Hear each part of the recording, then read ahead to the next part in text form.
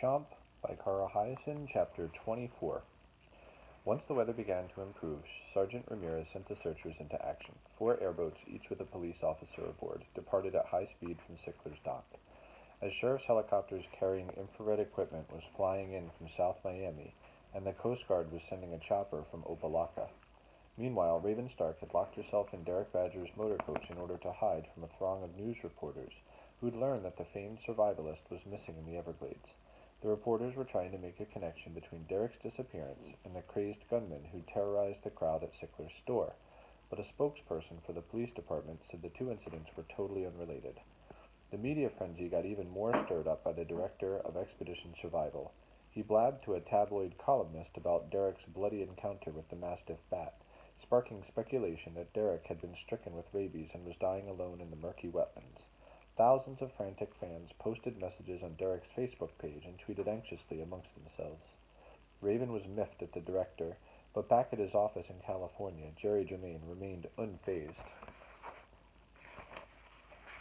The executive producer believed that the publicity surrounding Derek's predicament, no matter what happened, would increase the TV audience for Expedition Survival. That would lead to higher advertising rates, which would lead to bigger profits for the Untamed channel.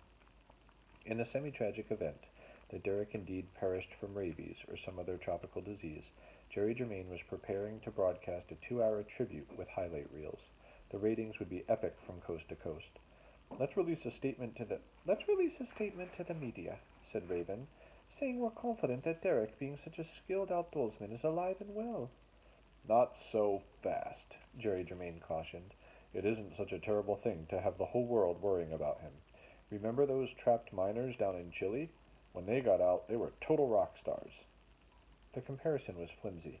The Chilean coal miners had been true survivalists, the real deal. Derek Badger wouldn't have lasted 24 hours in that cold black hole without losing his marbles, as both Raven and her boss knew. It'll be getting dark here soon, she said. That will slow down the search. Jerry Germain was cleaning his fingernails with a sterling silver letter opener, engraved with his initials. It had been a gift from one of Expedition Survival's biggest sponsors, the company responsible for Pit Power, an underarm deodorant for the raw adventurer in all of us. Derek Badger refused to endorse the product, saying it smelled like rotten mangoes. With a little luck, the cops will come across Derek before they track down this lunatic Gordon, Raven was saying. If that happens, we're golden. Derek will be the top story on every newscast in America. Jerry Germain agreed politely. Raven, dear, have you ever seen this reality show from New Zealand called Snake Diver? What does that even mean, Snake Diver? The star is a fellow named Brick Jeffers, and he's quite good on camera, witty, down-to-earth, and seriously ripped. He does the blindfolded parachute entrance like Derek, only for real. No stuntmen. What are you getting at, Jerry? You know, worst case scenario? Raven was stunned. You mean, if Derek doesn't make it out of the Everglades, this guy would replace him on Expedition? This Brick Jefferson snake-diving nobody? The name is Jeffers, and we're flying him in from Auckland for an interview. I can't believe this. Worst case scenario, like I said. It makes sense to have a backup ready, in case Derek can't do the show anymore. Like if he's dead, you mean? I'm just saying. Well, he's not dead, Raven asserted. I just know it. Jerry Germain said, Call me as soon as you hear something. Then he hung up the phone and asked his secretary to make some calls. He wanted to know which restaurant in Beverly Hills served the tastiest New Zealand lamb chops. Wahoo had more patience than his father did, but Derek Badger was pushing him to the limit. You call this a hiding place, mate? Keep your voice down, Wahoo said. They were hunkered in a thicket of sticky vines and cocoa plums. Derek wouldn't quit griping. He insisted his fever was worse. He prattled on about muscle cramps and strange tremors in his feet. Tuna fished in her tote bag. Here, try these. She handed him 2 of the same chalky pink tablets that she'd been giving to Wahoo's father. What's this? Derek asked skeptically. 20 milligrams of advanced formula ragu syrup 2800. Ragu what? He made a face as he swallowed the tablets. Yet soon he stopped complaining about his aches and pains, and within an hour he was napping again. Wahoo asked to see the bottle. What kind of medication is ragu syrup? I definitely need to stock up on this for Pop. Tuna laughed. It's not medicine, Lance. It's just a sugar pill. What? Seriously, I made up the name myself. It's pure sugar spelled backwards, she explained. I even printed up a label for the bottle. I don't get it, Wahoo said. You ever heard of the placebo effect? That's when doctors test a new drug by giving it to half the sick patients, while the others get a placebo, a pill with no medicine, just sugar. Nobody knows who's on the real stuff and who's not.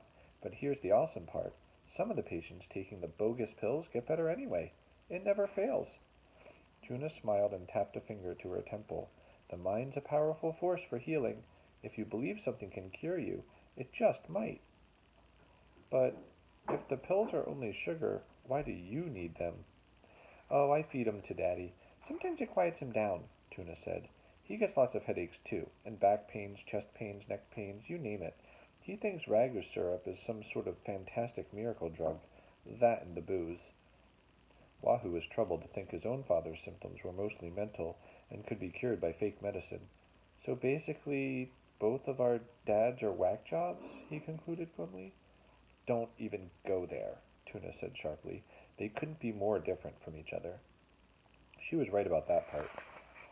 I'd better go check on Link, Wahoo said. You okay staying here with Dracula Jr.? Aye, aye. She crossed her heart and gave a salute. You go, we're good. Quietly, Wahoo slipped through the woods, pausing every few steps to listen. There had been no more random gunshots, no more voices on the breeze. Either the men they'd heard earlier had changed their course, or the wind had switched directions, smothering the sounds of their conversation. In his father's absence, Wahoo had come to feel responsible for the safety of everyone on the island, Derek, Link, and especially Tuna. It was a new experience, being out of Mickey's shadow. Things looked different to Wahoo now that he was making the key decisions. Gut check time, as his dad would say. Link hadn't moved far from the glen where the kids had left him. He was sitting up, bare-chested, with Wahoo's expedition survival jacket draped over his knees. I tried to walk, he said. No gas in the tank. He looked drained and his breathing was still ragged. Food, he asked. Wahoo was carrying half of a granola bar. He gave it to Link and said, Good news. We found your airboat. Totaled? Nope. Believe it or not, Derek didn't wreck it. Link's expression was one of pure relief. Miracle, he said.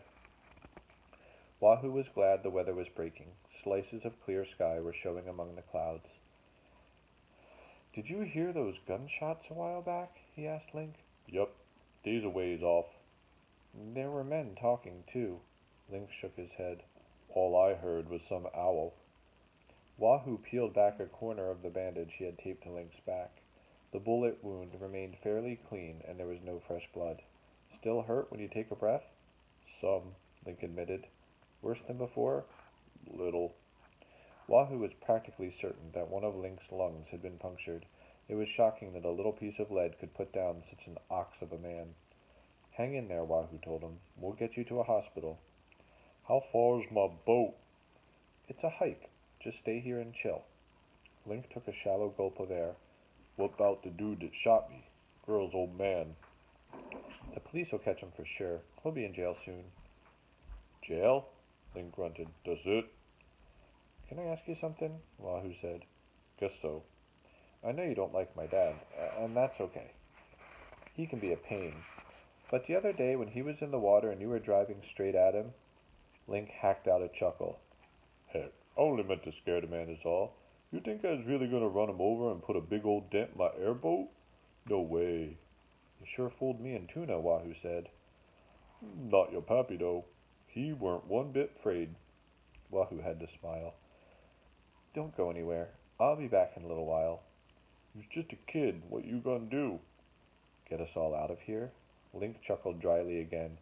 Here, take a jacket. It don't fit me anyhows. Listen. Wahoo raised a finger in the air. You hear that, right? I do. Airboats, a bunch of them. A hopeful spark showed in Link's eyes. I was you, he said to Wahoo, I'd start me a big old campfire. The problem was, and Mickey Cray would be the first to admit it, He wasn't much of a people person. He preferred hanging out with animals, with the exception of his family, whom he adored unconditionally. Because he spent so little time in social situations, Mickey wasn't good at behaving passively when the circumstance called for action. His experiences as an animal wrangler had taught him to respond on instinct. No fooling around. Psychology doesn't work when you're dealing with a stubborn 600-pound gator or a cranky 14-foot python. The task calls for sure-footed commitment and quick reflexes, not mind games.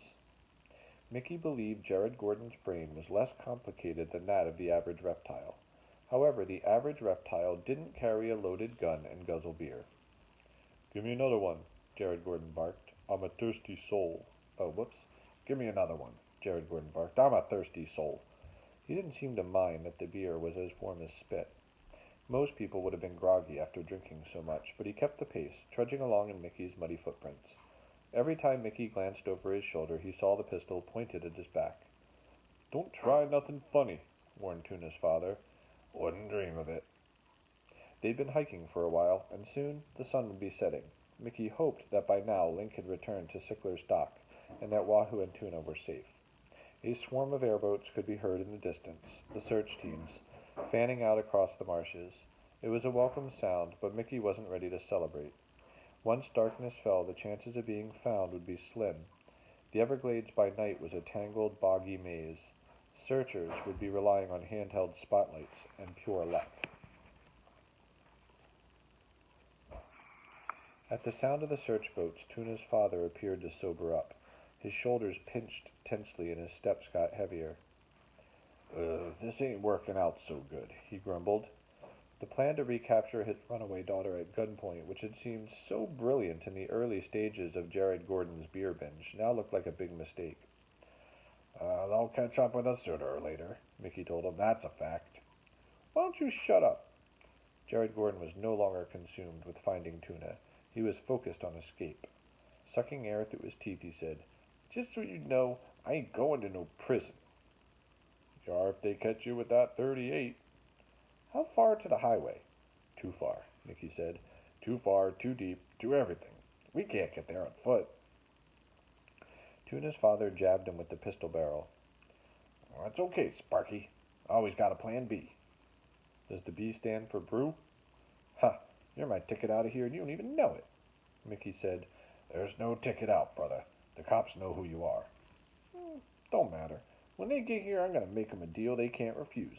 Your life for my freedom." "You watch too many movies." Jared Gordon was dead serious. "Like you say, they're bound to find us out here. If not tonight, then tomorrow for sure. And when they do, I'm going to stick this gun to your fat head and tell them to give up one of their airboats or else. Which they'll do, because it'd make them look real bad if they just stood back and let me shoot you dead. Am I right?" "Go on," said Mickey. "As soon as we get a boat, you're going to take me direct to the big road." He was talking about U.S. Highway 41, the Tamiami Trail. "Then what?" "Then we'd say adios." Jared Gordon smirked at his own cleverness. "You drop me off on a nice empty stretch, and I disappear like a ghost. Sneak away to the Bahamas, whatever. There's a place I saw on the Travel Channel called Harbor Island. You can ride horses on the beach. And the sand, they say it's the color of an Easter rose. I could seriously get used to that." "What about your daughter?"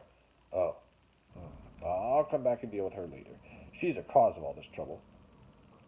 Mickey had no intention of letting Jared Gordon get away, but he played along. He said, "We should stop and make a fire. They'll find us quicker that way." "Fine by me, Sparky." Not far ahead was a patch of hardwood trees that promised higher ground. When they got there, Mickey started searching for dry tinder. Most everything was still soggy from the long downpour, and the funky ground mulch had been disturbed by some type of animal activity. Mickey spied a single track in the dirt, and his heart began to thump against his ribs. It was a human footprint belonging to a small person who wasn't wearing shoes. Mickey quickly smudged over the telltale mark with one of his boots. To Tuna's father, he said, "Too wet here. Let's look someplace else." "It's wet everywhere. Sick of walking." Mickey strained to hear the engines of the search boats. It was hard to tell if any of them had gotten closer. Jared Gordon picked something off the ground and crowed, "Well, look here." He was waving a lime-colored flip-flop with rhinestones on the strap. Mickey didn't need to be told whose it was. He recognized it right away. Huh. What are the odds? Like 1,000,000 to 1? Isn't that what you said? Tuna's father was gloating. But this here's her sandal, Sparky. That means she's around someplace, and I'm gonna get her. 1,000,000 to 1. Nah. The odds weren't really 1,000,000 to 1, as Mickey knew from studying Raven Stark's map. Within range of Sickler's Dock, there were no more than half a dozen tree islands, lush emerald groves rising from the pan-flat marsh. They were the most obvious places for a Glades traveler to seek cover, as well as solid ground. But why did Link stop here? Mickey wondered. Did his boat break down? Was there some sort of emergency? One chilling fact was clear. If Tuna was hiding on the island, so was Wahoo. He would have never left her alone.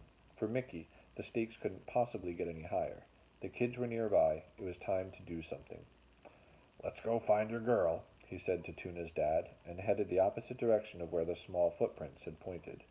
Jared Gordon came up from behind and slapped the top of his head with Tuna's flip-flop. "Hey, you think I'm stupid or what? I got you figured out."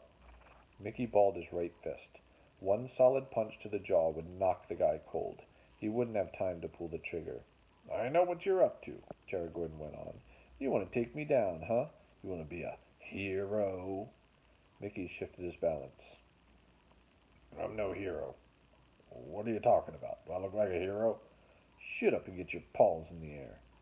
"Why?" "You got 3 seconds." "That'll work," Mickey said.